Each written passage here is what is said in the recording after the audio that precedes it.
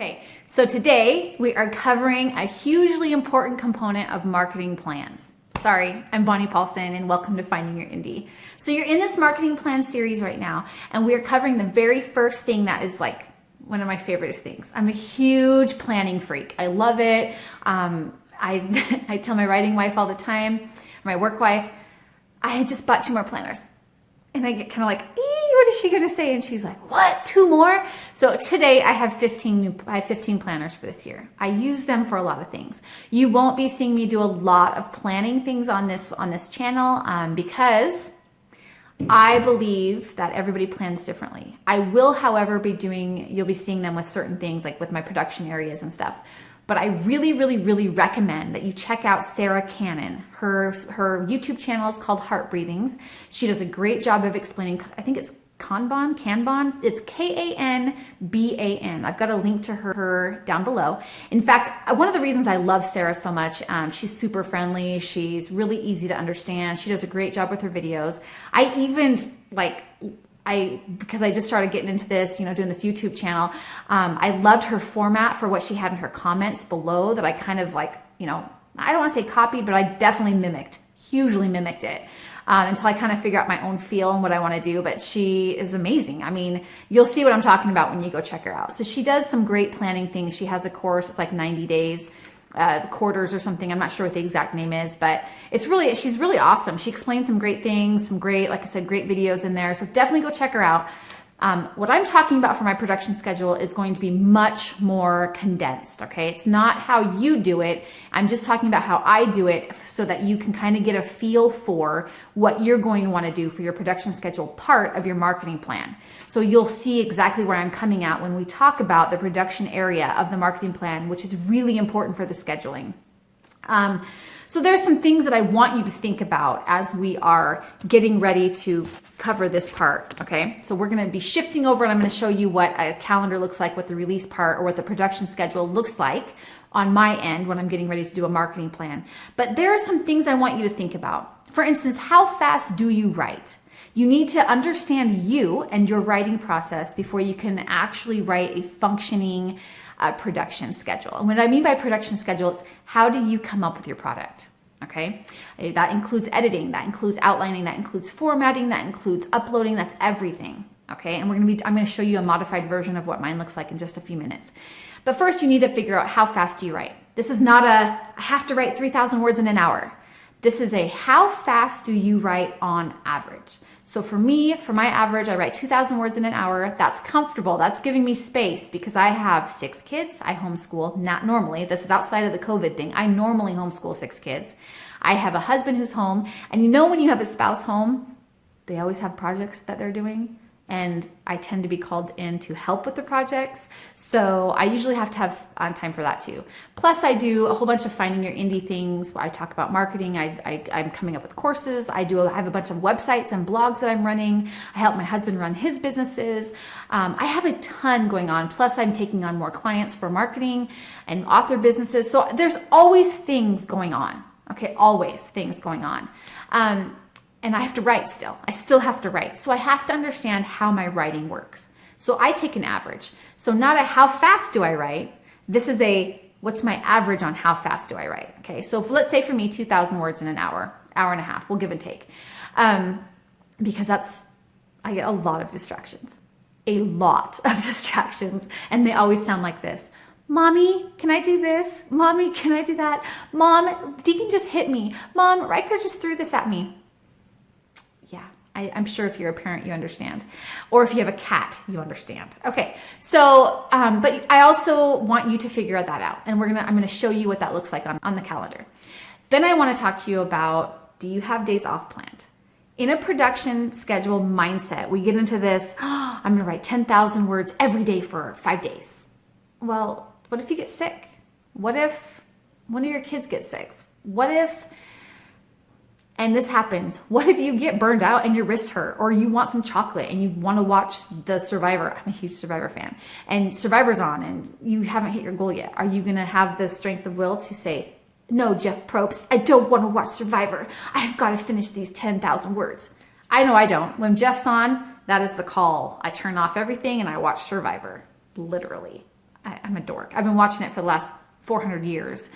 Then you want to figure out what your best time to work is. So do you have days off planned? What is the best time for you to work? For me, writing, the best time for me to write, my most impactful chapters are at 4 in the morning, and then again at 10 in the morning, and then again at 2 in the afternoon. And that gives me time to get all my other stuff done. It breaks things up. I also have time for plotting. I have time for whatever I need to do throughout the rest of the day. Okay, then we have understanding your work. So I have a whole bunch of pen names. The ones I'm focusing on right now are across the board. But let's say my Western romances, there's not a lot of like hard writing there. It's easy, it flows. It's something that comes, sweet romance, it just really comes from inside. And just like I said, it just flows. It's not a lot of angst, and it's not a lot of heart. It's just delivering heart. That's really all it is. I'm delivering my heart. I'm connecting with my characters. I'm connecting with my readers. It's easy to write. But let's say I'm writing my apocalyptic thrillers. I actually haven't written the last book in the series that needs to come out for my B.R. Paulson name in almost 2 years, because it is so difficult for me to write. I'm connected with these characters in a way that I can't even explain. And I don't want to face it right now. I don't want to. And since I have 14 pen names, I don't have to. Bonnie gets to do what she wants to do because I'm the boss. So that's what I'm doing. But there are books where you are really like wrapped up and they're really easy to write. And then there's other books where it's like, oh, I don't know, like this is going to be hard on me to write, So there are different genres. Understand your work and understand the pull that it's going to have on you. And then you need to understand your output ups and downs. And I always say this as, okay, I understand that you have a really great output, but if you've been doing 15,000 word days, can you maintain that over time? Is that something that you can actually maintain realistically? I know that I can't do that. Every day. I mean, it's ridiculous. So I have found my average, and we're going to be talking about my average as we go over and check out the calendar and stuff as we move over there next. But do keep in mind these questions and understanding your work and understanding your output as you are going into creating your production schedule. Again, highly recommend checking out Sarah Cannon. She lays it out great. There's tips in there that are, she works with a Kanban board. I don't. I work strictly in planners and in calendars, I'm with pencil because I think in pencil. So, but you figure out you do you. Whatever you need to do, you need to figure out the plan for it, okay? So, and the reason why we need to know what your production schedule looks like for your marketing plan is because you need to know when you're having a new release. You need to know a realistic release date for that and the things that you need to do to be putting out new books, new blogs, new podcasts, whatever. You need to have some kind of plan in mind so that you can actually be successful with your planning. Okay, we're going to move over to the scheduling. Okay, as you can see, I've broken down my next few releases here.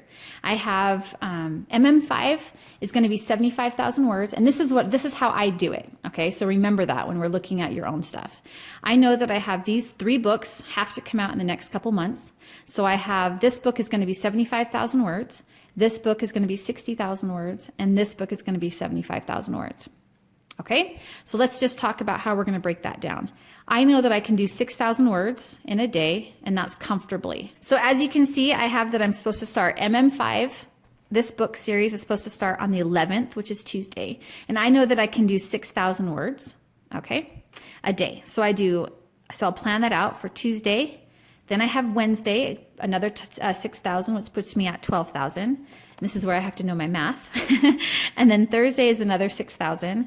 Friday is another 6,000. And then Saturday is another 6,000. That brings me up to 30,000 in a week, in 5 days.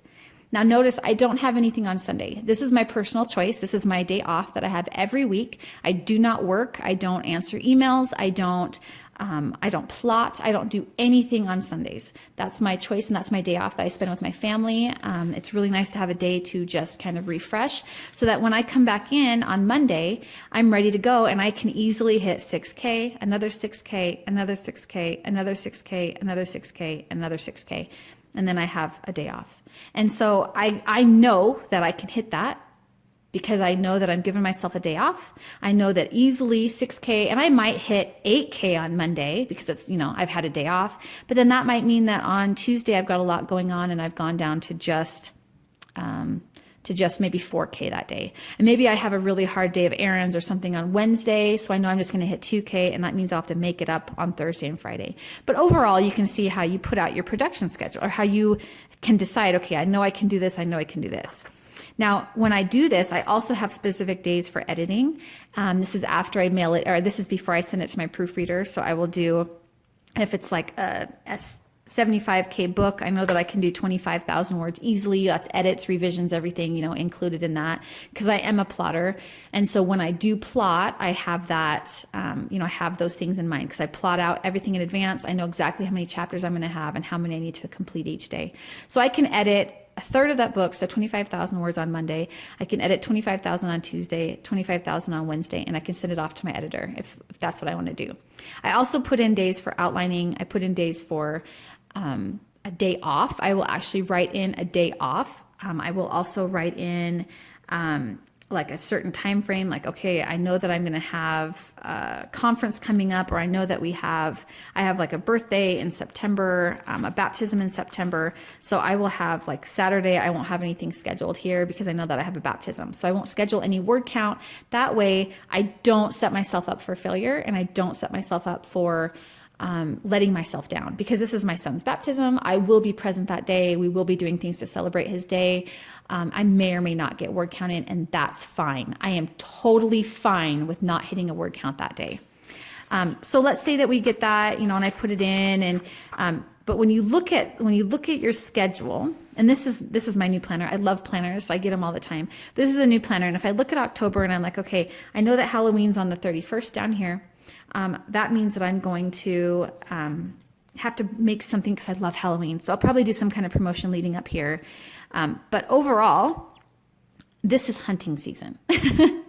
If you know me, then you know that my husband is a hunter. I always talk about going hunting. It's archery season is in September. So my production is going to be significantly lower in September and October, because I have 6 kids by myself, or I have just the younger 3 kids, because the older 3 go hunting with dad in October. They don't do archery season, so they won't be doing that.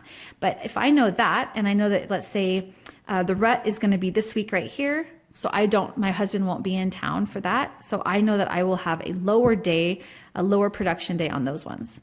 So I need to keep that in mind as I'm going through. So I would probably say something like, this would be this is Labor Day. So I'm going to take that as a 6,000 word day, another 6K, 6K, 6K, 6K, 6K off, 6K, 6K, 6K, 6K, 6K, 6K off, and then I'm going to go 2,000, 2,000, 2,000, 2,000, 2,000, because I know my husband's going to be gone this week.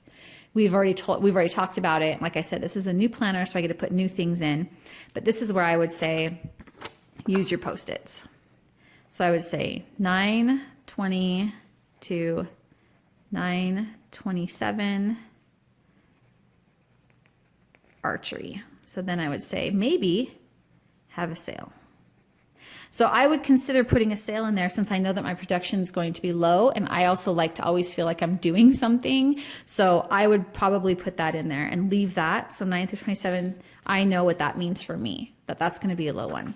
So now if I go into October, this again is another huge hunting month. This is our family's hunting month. So we have a week in here. So we'll say 10/9 through 10/19. Lolo, and that's where we go hunting. This is elk season, so we will be putting that into place. And so I know as production comes, that's going to be, don't laugh, this is going to be a 1,000 day, 1,000, 1,000, 1,000, 1,000. That's literally all I know I can get on those days. I can do outlining, I can do plotting, I can do writing blurbs. There's all kinds of things that I can do in here. But I know that I will not be able to get the writing done. I use a Neo, I utilize those types of tools. However, I know that with just the 3 younger kids at home, they're gonna wanna go do more stuff, like go see grandma, go to the lake. Oh no, never mind, it's October. There will be no going to the lake, it's freezing. So we might maybe have movie binges, we might have some crafts, extra crafts and stuff that we'll do. But whatever it is, we'll do something so that we don't feel the loss so much of the hunting. But that way I need to be present for them. I also teach seminary for my church. so Monday through Friday or Monday through Thursday, depending on what calendar we end up going with, I know that my writing time is cut because I have to be there from 6 in the morning until 7:30 or 8. So, and then I also have planning time for that. So that's about 3 to 4 hours total a day. So I know that when school starts, my production will also go down from 6,000 to probably 4,000 because I've lost an hour. So those are things that we keep in mind as we're doing them. Then you also want to keep in mind, sorry about that. You also want to keep in mind that that only you know what your production is. So this one right here, the Apocalypse, I'll probably wait to start this one until after the climate has kind of calmed down, probably wait until after elections or something and see if things calm down a little bit before I start trying to jump into that, because that is a pretty crazy time. It is a pretty crazy series and stuff, and I just need to get past it. Then what I like to talk about is if you have, with everything else going on, you make sure that you want to say, okay, I've got my production schedule figured out. I will be done with this book. Let's say my MM5 book will be finished on Wednesday, October 26th. I'll need time for it to come back from the proofer, so like 3 or 4 days, and then I'll run it through my last ones. Then that means that I can probably put the book into it, and I already have the pre-order up, but it's not set to come out until like October. But I like to move my stuff up, so I know that I can probably release it on September. I like Thursday, so probably Thursday the 10th is when it will be able to be put in. So I can put like my MM5 release on September 10th. September 10th. So that tells me that once I have that in place, then I would be able to go into my September calendar and say that MM5 will be released. And then that's when I like to use like stickies and stuff for this. Like, that's great. I don't mind. I'm not a huge bullet journaler, but I do like to use like the fun stickies and stuff. And I think because this is so I would put like a heart or something in there, whatever. But like I said, definitely check out Sarah Cannon. She does it much better than me. She's very artistic. I just like to show that the important part of your marketing plan is your production schedule and understanding when you will be able to get things done in a realistic manner so that you can plan out things around your release day. So now with my production schedule in place with this specific book, and since it is number 5 in a series, I know that I can do a sale leading up to that. I know that I'll be able to schedule when my newsletters are going to be coming up. When do I announce the pre-order? When do I announce the cover reveal? When do I announce the excerpts? There's all kinds of things in this part that everything else in the marketing plan depends on.